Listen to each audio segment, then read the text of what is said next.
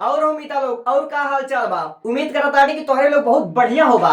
जैसा कि तोहरे जेरा खाल तुही के पता होई, ठीक है। 18 फरवरी से तोहार बोर्ड एग्जाम चालू बा। और अगर तोहरे लोग 12 के स्टूडेंट होगा, अगर आप लोग 12 के विद्यार्थी हो, तो आपकी जानकारी के लिए बता दूं, ये चैनल खास आपके लिए है। इस चैनल पर आपको पांचों सब्जेक्ट का एकदम से बहुत ही अच्छे और शानदार तरीके से बेहतरीन क्वालिटी में आपकी एजुकेशन की तैयारी हो रही है मेरे भाई। जितना अच्छे से और जितना कम समय में मैं पांचों सब्जेक्ट को कवर करा रहा हूं मेरे भाई, आप लोग जाकर 100 वीडियो देख लेना, लेकिन उतने कम शब्दों में उतने बेहतरीन ढंग से और कोई नहीं समझा पाएगा मेरे भाई। मैंने जैसा कि आपको चैलेंज दिया था कि 75 दिन में कक्षा 12 का सारा सिलेबस कवर करूंगा मेरे भाई। मैंने बायोलॉजी में 2-3 चैप्टर पढ़ा दिया है, केमिस्ट्री में 2-3 चैप्टर, और जो सबसे इंपॉर्टेंट रिएक्शन होता है पूरे किताब का मैंने अभिक्रिया तक पढ़ा दिया है। यहां तक कि कैसे प्राप्त करें केवल समीकरण दीजिए जो आपका 8 नंबर का केमिस्ट्री में आता है मेरे भाई, सब मैंने पढ़ा कर खत्म कर दिया है। आप लोग चैनल पर डिस्क्रिप्शन में जाना, इसको चेक कर लेना। तो फिलहाल हम आज इंग्लिश ग्रामर के एक वीडियो को देखने वाले हैं और बहुत ही बेहतरीन तरीके से ऐसा समझाऊंगा मेरे भाई, ऐसा समझाऊंगा। अगर आप लोग ट्रांसलेशन बनाने के टेक्निक को समझेंगे तो इस एक वीडियो के माध्यम से, ठीक है, इस एक पैराग्राफ के माध्यम से आप इस तरह के न जाने कैसे कैसे आप लोग ट्रांसलेट कर सकते हो। तो चूंकि आपके 2025 में आया था और 2017 में आया था, 2 बार आपके बोर्ड एग्जाम में आ चुका है। मैं ऐसा नहीं कर रहा हूं कि आपके एक बार फिर ये आ जाएगा, लेकिन इससे मिलता जुलता आएगा, ठीक है, इससे मिलता जुलता पैराग्राफ आपके बोर्ड एग्जाम में आएगा, सेम टू सेम यही नहीं आ जाएगा। तो इसको मैं बिना आपका समय व्यर्थ किए हुए शुरू कर देता हूं, क्योंकि आपका टाइम बर्बाद हो चुका मैं अच्छे तरीके से जानता हूं। लेकिन अभी देखो कि आपका मूड कैसे फ्रेश हो जाएगा। देखो मेरे भाई, जैसा कि आपके बोर्ड एग्जाम में आ चुका था, अगर इस तरह से फिर कोई पैराग्राफ आता तो आप लोग इसको कैसे बनाओगे। सबसे पहली बात, इस वाक्य में हमारा दिया हुआ है सम्राट अशोक चंद्रगुप्त का पोता था। जब भी कभी भी आपके बोर्ड एग्जाम में ऐसा वाक्य आ जाए कि सम्राट अशोक चंद्रगुप्त का पोता था, तो इसको ट्रांसलेशन बनाने के लिए सबसे पहले आप लोग इसमें जो सब्जेक्ट क्या है, तो सब्जेक्ट आप लोग अच्छे तरीके से जान सकते हो कि जिसके बारे में कुछ कहा जाए वही हमारा सब्जेक्ट होता है। तो सम्राट अशोक के बारे में कहा जा रहा, सम्राट अशोक हमारा क्या है, सब्जेक्ट है।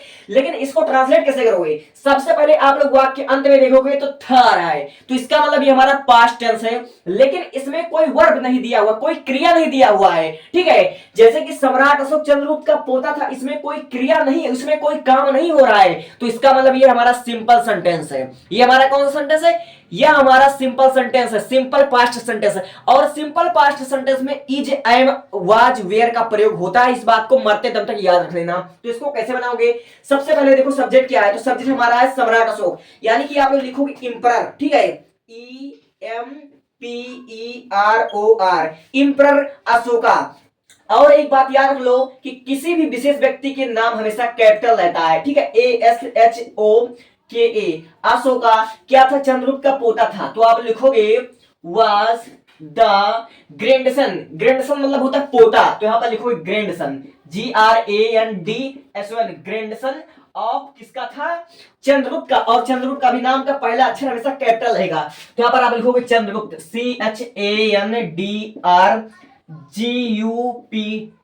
चंद्रगुप्त। तो आपका पहले लाइन का ट्रांसलेशन हमने बना दिया, सम्राट अशोक चंद्रगुप्त का पोता था, तो emperor Ashok was the grandson of Chandragupta, ठीक है।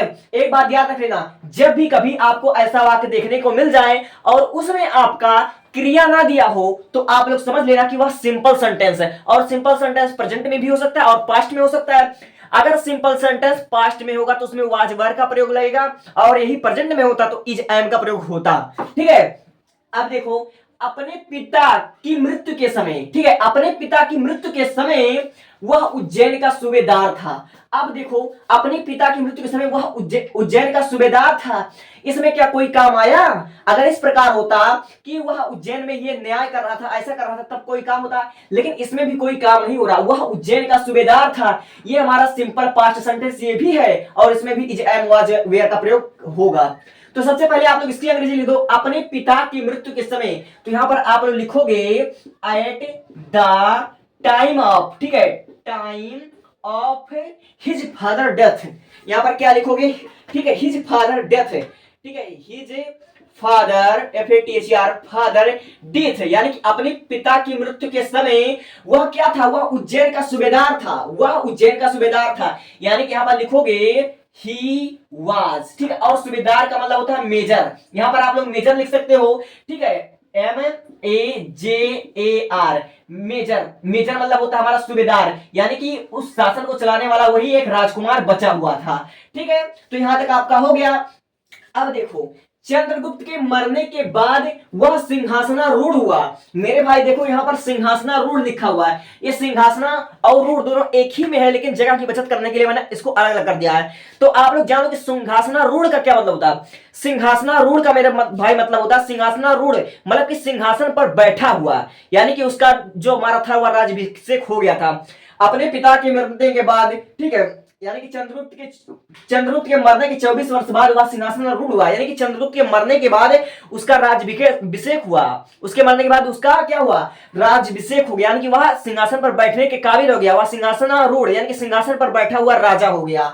ठीक है, तो चंद्रगुप्त के मरने के बाद वह सिंहासनारूढ़ हुआ।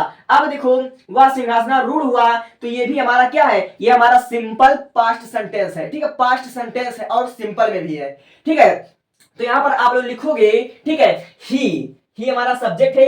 आप देखो, सिंहासनारूढ़, सिंहासनारूढ़ का मतलब होता है मेरे भाई, आप लोग देख सकते हो कि सिंहासन पर बैठा हुआ, तो इसका हो जाएगा इन थ्रोन। ठीक है, इन थ्रोन हो जाएगा। तो यहां पर आप लिखोगे इन थ्रोन, ENTHRONE, ही इन थ्रोन, यानी कि वह सिंहासनारूढ़ हुआ। ठीक है, किसके 24 वर्ष के मरने के बाद। ठीक है, तो यहां पर लिखोगे 24 ईयर, YEAR, ईयर। ठीक है, आफ्टर, AFTER, आफ्टर चंद्रगुप्त के मरने के बाद। ठीक है, आफ्टर डेथ ऑफ चंद्रगुप्त। ठीक है, या फिर लिखूंगा चंद्रगुप्त डेथ, CHANDRGUPT,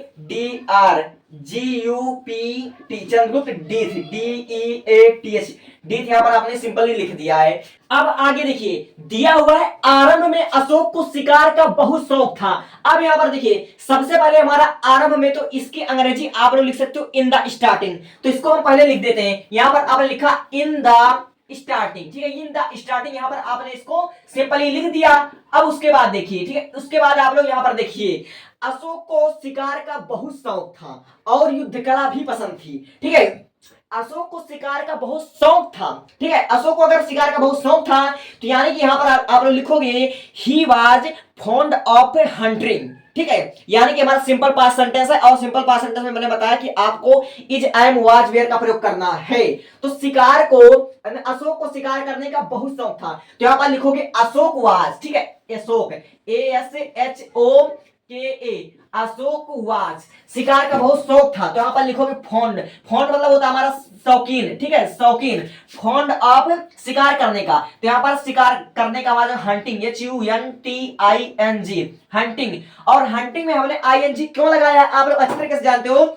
अगर आपने जिरंड का प्रयोग पढ़ा होगा कि जिन वाक्यों के अंत में ना, नी आता है, तो उसको हम किस प्रकार लिख सकते हैं, हमारा जो हो जाएगा उसका अंग्रेजी वर्ब प्लस ING आप लोग लिख दोगे, तो हमारा बन जाएगा जिरंड। ठीक है, तो शिकार करने का शौक था, तो इन द स्टार्टिंग, यानी कि आरंभ में अशोक को शिकार करने का बहुत शौक था, तो he was fond of hunting, यहां पर बहुत शौक था, तो यहां पर आप लिखो, बीच में वेरी भी लिख सकते हो। ठीक है, तो आप देखो, और उसे युद्ध कला भी पसंद थी, तो वहां पर लिखोगे एंड, यहां पर लिखोगे एंड, उसे युद्ध कला भी पसंद थी, यानी कि युद्ध वह करता था, तो यहां पर लिखोगे ही लाइक्ड। यहां पर क्या लिखोगे, ही लाइक्ड, LAIKED, लाइक्ड।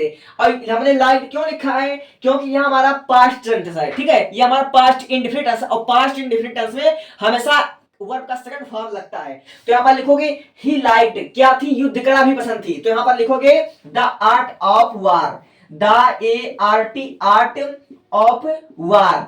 ठीक है, आर्ट ऑफ वार यानी कि युद्ध की कला, युद्ध करने की कला, तो ये हमारा हो गया युद्ध कला, तो यहां पर लिखोगे द आर्ट ऑफ वार। ठीक है, अब यहां तक हो गया। अब देखो, सिंहासनारोहण के बाद उसने कलिंग पर चढ़ाई कर दी। सिंहासनारोहण के बाद, सिंहासनारोहण यानी कि सिंहासन पर बैठने के बाद उसने कलिंग पर चढ़ाई कर दी, यानी कि उसने कलिंग पर क्या कर दी, कलिंग पर आक्रमण कर दिया। ठीक है, कलिंग पर उसने आक्रमण कर दिया, तो यहां पर लिखोगे सिंहासनारोहण, तो लिखोगे आफ्टर, यहां पर इसकी पहली, तो सिंहासनारोहण के बाद, तो यहां लिखोगे AFTER। ठीक है, आफ्टर, तो सिंहासनारोहण का अभी हमने बताया कि आप लोग लिख सकते हो इंथ्रोन, आफ्टर इंथ्रोन, ENTHRONE, इंथ्रोन, उसने कलिंग पर चढ़ाई कर दी, या फिर उसने कलिंग पर क्या कर दिया, हमला कर दिया, तो यहां पर लिखोगे ही अटैक्ड कलिंगा। तो यहाँ पर लिखोगे आप लोग ही अटैक्ड, ATTECKED, अटैक्ड कलिंगा। और कलिंगा में हमेशा आप लोग के कैपिटल लिखिएगा, क्योंकि कलिंगा एक देश एक राज्य का नाम है, ठीक है। तो यहाँ पर आप लोग लिखोगे ही अटैक्ड कलिंगा, KALINGA,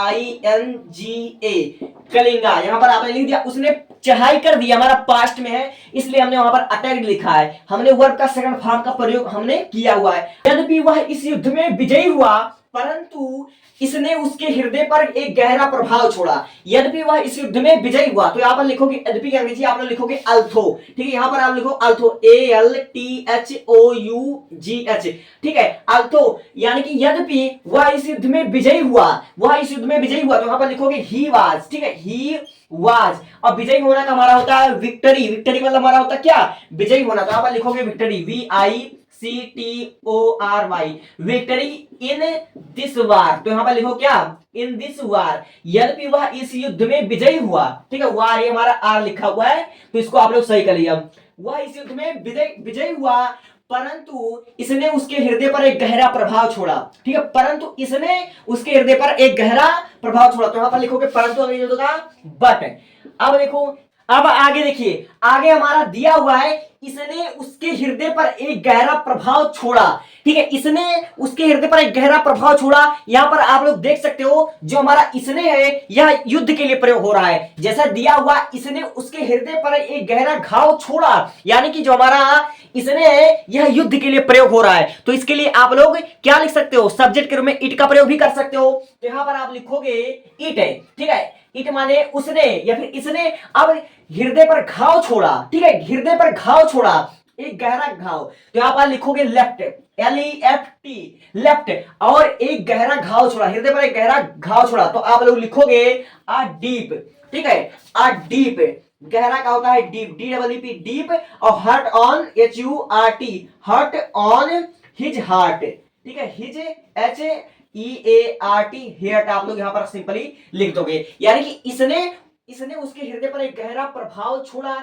या गहरा घाव छोड़ा, तो it lift a deep hurt on his heart हो जाएगा। अब देखो, इस युद्ध में कई लाख आदमी मरे, कई लाख घायल हुए और बहुत सी बीमारी के कारण मरे, बहुत से बीमार से मरे। तो इस युद्ध में, तो आप लोग देख सकते हो कि इस युद्ध में, तो इन्ना का अंग्रेजी आप लोग लिख दोगे in this war, in this वार, ठीक है, यानी कि इस युद्ध में। तो आप लोग ने लिख दिया इन दिस वार। अब देखो, कई लाख आदमी मरे, ठीक है, कई लाख आदमी मरे, तो कई लाख का आप लोग मेनी लाख भी लिख सकते हो या फिर मेनी मिलियन भी लिख सकते हो, जैसी आपकी इच्छा। तो आप यहां पर लिखोगे मेनी, ठीक, कई लाख यानी कि MANY, many, lakh LAKH, lakh, ठीक है, मेनी लाख पीपल, आदमी का होता पीपल, PEOPLE, यानी कि कई लाख आदमी मरे। तो मरे आप लोग देख सकते हो कि हमारा पास्ट में है, तो पास्ट में हमेशा सेकंड पर्सन का प्रयोग होता है, सेकंड फॉर्म का प्रयोग होता है। तो मरना का हमारा डेड होगा, तो यहां पर लिखोगे डीथ, DEATH, डीथ। अब देखो, कई लाख आदमी मरे, कई घायल हुए, तो मेनी वाउंडेड, ठीक है, मेनी वाउंडेड, कई घायल हुए, तो यहां पर लिखोगे MANY, मेनी, घायल होने का होगा वाउंडेड, WOUNDED, वाउंडेड, ठीक है, और बहुत से बीमारी के कारण मरे, तो यहां पर लिखोगे एंड, AND, एंड। अब बहुत से यानी कि मेनी, मेनी के लिए आप लोग बहुत से का इस्तेमाल कर सकते हो, तो यहां पर लिखोगे मेनी, MANY, मेनी, यानी कि बहुत से लोग मरे, किससे, बीमारी से मरे। तो many people dead on disease, तो मेनी पीपल यानी कि PEOPLE, people dead, DEATH, death on disease, बीमारी से। तो बीमारी क्या होता है, डिसीज, DEASESE, डिजीज हमारा सिंपली इस प्रकार हो जाएगा। अब देखिए, घायल हुए, ठीक है, कई मरे, यह दशा देखकर अशोक का हृदय क्या हो गया, परिवर्तित हो गया, यह दशा देख करके। तो यहां पर लिखोगे सीन दिस सिचुएशन, यानी कि यह दशा या फिर यह कंडीशन हो सकता है। तो वहां पर आप लोग लिख दोगे, आगे से आपको दिखाई दे रहा है या नहीं, इसको एक बार मैं देख लेता हूं। यह दशा देख करके, ठीक है, यह दशा देख करके, तो यहां पर लिखोगे seen, SEEN, seen this situation, this situation लिखो या condition, CONDITION, seen this condition, यानी कि यह दशा देखकर अशोक का हृदय क्या हो गया, परिवर्तित हो गया। तो लिखोगे अशोक का हृदय, ठीक है, ASHOKA, अशोक से हार्ट, HEART, हार्ट। अब परिवर्तित होगा, इसका आप लोग चेंज भी लिख सकते हो या फिर आप लोग ट्रांसफॉर्म भी लिख सकते हो। ठीक है, दोनों सही रहेगा। तो यहाँ पर आप लिखोगे ट्रांसफार, TRANSFORM, ट्रांसफार्म, या फिर आप चेंज भी लिख सकते हो अपने हिसाब से। तो आई होप कि आपको इस वीडियो में ये जो हमारा पैराग्राफ था ये बहुत अच्छे तरीके से समझ में आ गया होगा। अगर आपको यह वीडियो समझ में आ गया होगा मेरे भाई, वैसे स्पेशली मैं आप लोग को जानकारी के लिए बता दूं, मैं केमिस्ट्री, फिजिक्स और बायोलॉजी, इन तीन सब्जेक्ट पर ज्यादा फोकस करता हूं।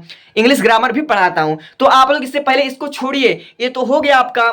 अब आप लोग क्या कीजिए कि इंग्लिश ग्रामर तो हो गया है, अब बायोलॉजी का, केमिस्ट्री का आप लोग एक बार चेक कर लीजिएगा वीडियो। बायोलॉजी और केमिस्ट्री का आप एक बार चेक कर लीजिए और फिर उसके बाद वहां से चेक करके आइए और मुझे यहां पर कमेंट कर दीजिए कि आप लोग ऐसे बायोलॉजी कहीं पर पढ़े होंगे या नहीं। Thank you.